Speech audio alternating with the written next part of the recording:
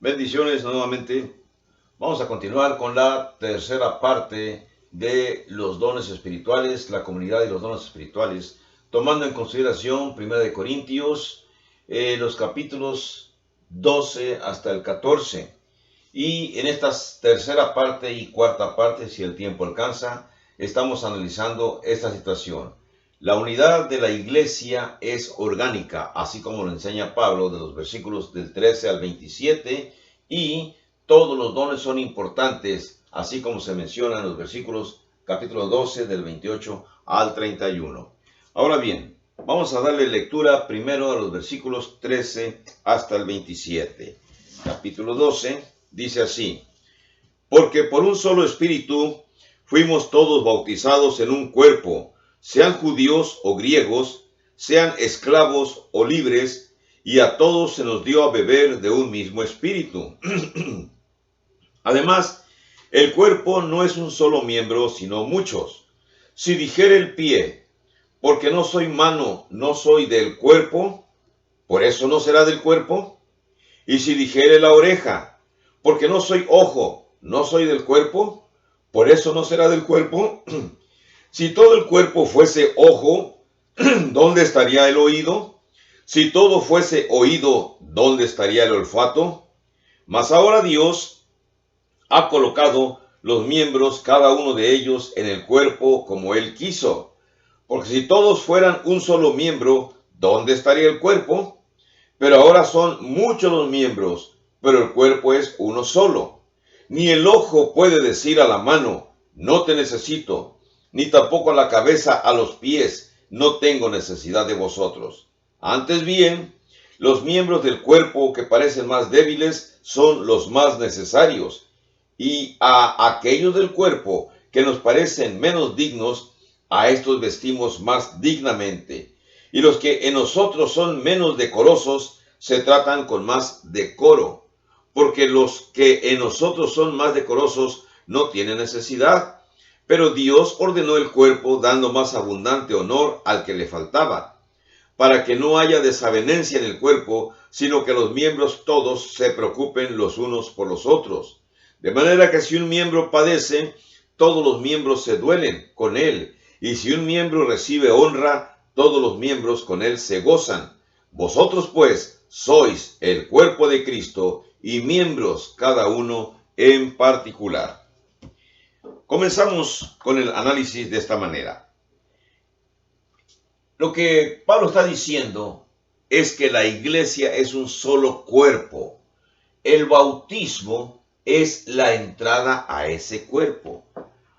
Cuando las personas entran a la iglesia por medio del bautismo, ya no va a importar su raza, si son judíos, si son griegos. No va a importar su condición ante la sociedad o condición laboral, esclavos o libres.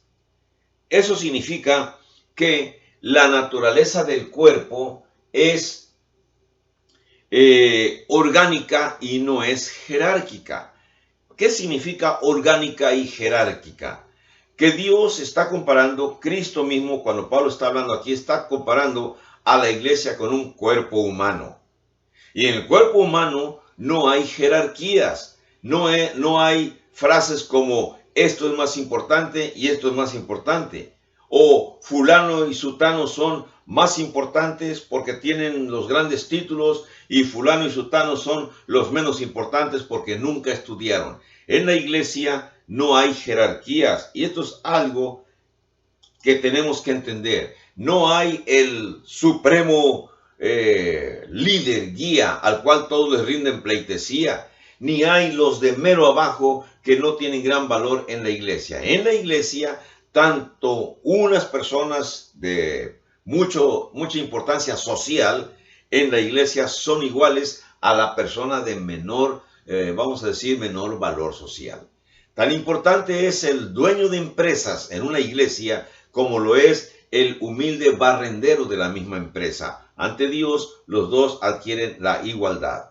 Y esto es algo que la sociedad no acepta, incluso en nuestros días.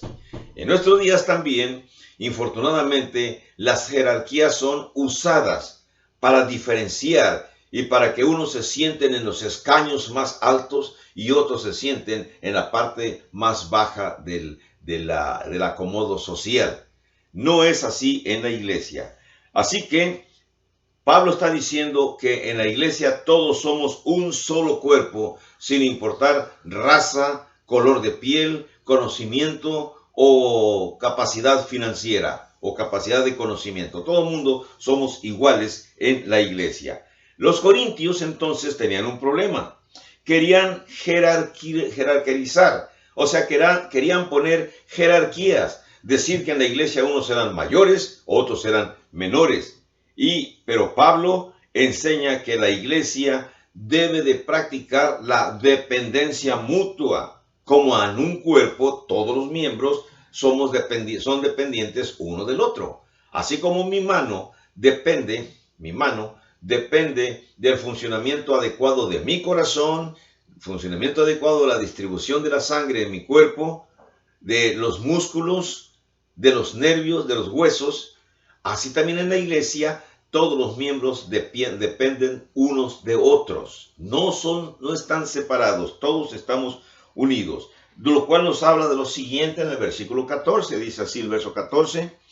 Además, el cuerpo no es un solo miembro, sino muchos. Noten ustedes eso de la unidad en pluralismo. Muchos. La iglesia de Cristo somos muchas personas, pero esas muchas personas formamos un solo cuerpo. Y al formar un solo cuerpo, así como Pablo lo presenta, él dice en el versículo 4, somos muchos. Hablamos entonces, los versículos 15 al 21, hablamos de la dependencia mutua. Así como en el cuerpo, el pie depende de la mano depende de los oídos ojos dependen de los oídos de los ojos, el olfato depende de todas las demás partes del cuerpo. También en la iglesia, los que en la sociedad se miran como más importantes dependen de los más sencillos. Y los que en la sociedad los miran como personas más sencillas dependen también de los más importantes. Pero es una interdependencia, no es una jerarquía de que por ser mayores o tener mayor reconocimiento merecen mucho más respeto. Todos los miembros en una iglesia merecen nuestro mismo respeto. Tanto el que es guía de la congregación como aquel que es el humilde miembro recién convertido, recién llegado. Ahora, Pablo pone esta pregunta retórica en el versículo 19, cuando dice, porque si todos fueran un solo miembro, ¿dónde estaría el cuerpo? Obviamente ya Pablo ha explicado en los versículos desde el 15 al 21, sobre todo en el 18, cuando dice, Dios ha colocado los miembros, cada uno de ellos en el cuerpo como Él quiso. Se refiere a los miembros del cuerpo. Dios puso la mano donde correspondía, donde Él quiso, puso los ojos donde Él quiso, puso nuestros pies donde Él quiso, puso nuestros oídos donde Él quiso. Entonces, si Dios ha ordenado la organización de nuestro cuerpo es orgánico porque Dios así lo ordenó. La iglesia también es orgánica porque Dios así lo ordenó. Ahora, si así Dios lo ordenó, ¿qué es lo que sucede en los versículos 22 hasta el 29? Déjenme leer lo que dice el 22 hasta el 27. Dice, antes bien, los miembros del cuerpo que parecen más débiles son los más necesarios, y aquellos del cuerpo que nos parecen menos dignos, a estos vestimos más dignamente, y los que nosotros son menos decorosos se tratan con más decoro. Me detengo un poco aquí para explicar acerca de las partes de nuestro cuerpo. ¿Qué partes de nuestro cuerpo los vestimos con más decoro? Voy a hacer uso de los lentes. Hay muchísimas personas que padecemos de la vista. Por supuesto que la persona que tenga recursos suficientes va a utilizar lentes que son bastante caros para aumentar su capacidad de mirar, o van a utilizar esos lentes internos que se colocan internamente. En fin, van a utilizar los mejores recursos para proteger estos miembros. ¿Y qué pasó entonces con la mano? Que la mano no es un miembro importante, pero noten ustedes cómo las manos todo el mundo las llevamos desnudas, porque fueron hechas con un propósito diferente. Entonces, cuando en el texto se dice que a los órganos que parecen menos dignos los vestimos más dignamente, Bueno, piensen ustedes en el cuál órgano de nuestro cuerpo es el más sencillo. Quizá podemos decir acerca de los dedos de los pies. Y noten ustedes cómo todo mundo, los que usamos zapatos, protegemos esas partes de nuestro cuerpo, los dedos, los protegemos con zapatos suficientemente resistentes si andamos en lugares que son peligrosos. Porque vamos a proteger nuestros pies si son, vamos a decir, órganos que son sencillos. ¿Por qué preferimos o por qué vamos a proteger más nuestros ojos que nuestros pies si todos son iguales? Todos merecen nuestro respeto. Y así como en el cuerpo de nosotros, el cuerpo humano, cuando me duele el oído, toda la cabeza se siente adolorida. Cuando me duele la uña, una uña enterrada, todo el cuerpo siente el dolor. Y cuando aquella uña enterrada es extraída con cuidado usando las manos y luego cuidada, limpiada y atendida, todo el cuerpo siente un alivio, un gozo, una alegría de que esa uña ha sido arreglada. Bueno, la comparativa que hace entonces Pablo, utilizando los órganos del cuerpo humano, son importantes, son fáciles de entender. Está escribiendo a los Corintios. Esto es interesante porque nos va a dar otra evaluación de los dones. Cuando Pablo dice, en el verso 22, dice, los débiles son más necesarios. En el verso 22 se está refiriendo precisamente a los miembros del cuerpo, pero son muy necesarios los dedos y las uñas de los pies y las uñas de las manos. Son muy necesarios los vellos que tenemos en la nariz, que tenemos en los oídos. Sabemos para qué Dios los puso ahí, para protección. Ahora bien, si son los más necesarios, son más débiles, son más necesarios, son menos honrosos, dice el verso 23, deben de recibir más honra, y son menos decorosos, deben recibir más decoro, verso 23. Eso es respecto a los órganos del cuerpo. Pero también es una comparativa para con respecto a los dones que se dieron y para con respecto a los miembros de la iglesia. Todos los miembros de la iglesia son importantes. Los más débiles de la iglesia, que hay hermanos más débiles, merecen también mucha atención. Los que son menos honrosos necesitan también recibir honra en la congregación. Los que son menos decorosos también necesitan ser vestidos o ser atendidos con decoro. Otro motivo para los dones. El motivo importante es lo que dice el verso 24. Dice, porque los que en nosotros son más decorosos no tienen necesidad, pero Dios ordenó el cuerpo dando más abundante honor al que le faltaba. Entonces encontramos aquí otro motivo para los dones. Dios dispuso el cuerpo, le dio más honor a el órgano que le faltaba honor en el cuerpo. Y en la iglesia, Dios, curiosamente, le da mucho más honor a miembros de la iglesia que tienen poco honor ante los ojos de la sociedad. Voy a exponer un comentario de mis observaciones a lo largo del ministerio. En alguna ocasión, invité personas para que estudiaran los cursos que estoy enseñando ahora en video. También se dieron en presencia física. Formé una pequeña escuela bíblica en un lugar de Tamaulipas. Y ahí yo esperaba, en mi ignorancia, no era muy ignorante en las cosas de Dios, pero no tenía mucha experiencia. Yo esperaba que aquellos estudiantes que venían con buenos grados académicos, me refiero a que tenían, vamos a decir, una preparatoria bien terminada o que habían graduado de alguna universidad o de alguna escuela técnica, por tener más conocimiento, ellos fueran los mejores que captaran la enseñanza y que después fueran los mejores exponentes de la palabra y que hicieran crecer la iglesia enseñándole a otras personas lo concerniente para que fueran cristianos, fueran salvos. Me equivoqué, porque los que salieron más capaces, con todo respeto lo digo, fueron aquellas personas que vinieron a estudiar y que tenían menos conocimiento secular y realizaron actividades fantásticas, convirtieron a muchas personas, aprendieron cómo enseñar, y muchos de aquellos que tenían capacidades educativas más altas, hoy no sabemos ni dónde están. No funcionó.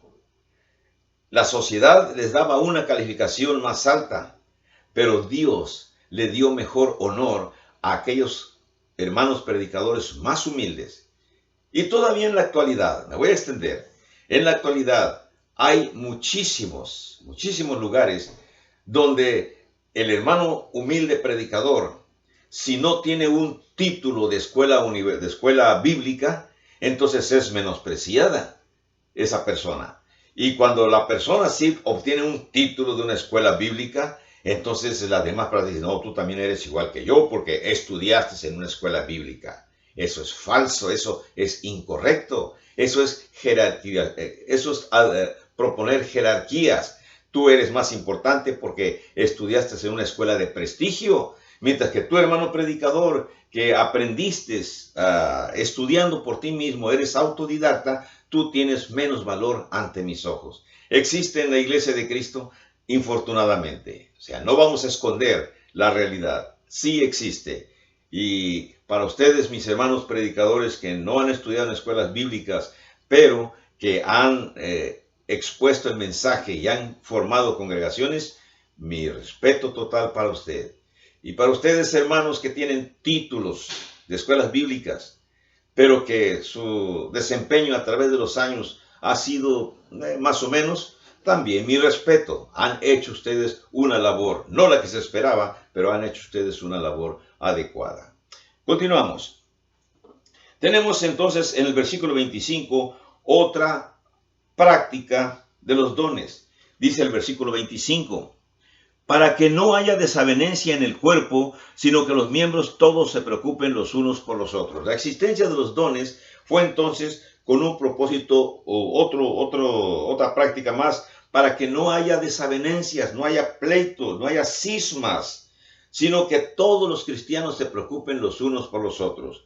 Aquellos que en Corinto tenían el don de la guía, de saber guiar una congregación, eran muy respetados, así como los cristianos de la congregación que tenían el don de la enseñanza o tenían el don de las curaciones, de las sanidades.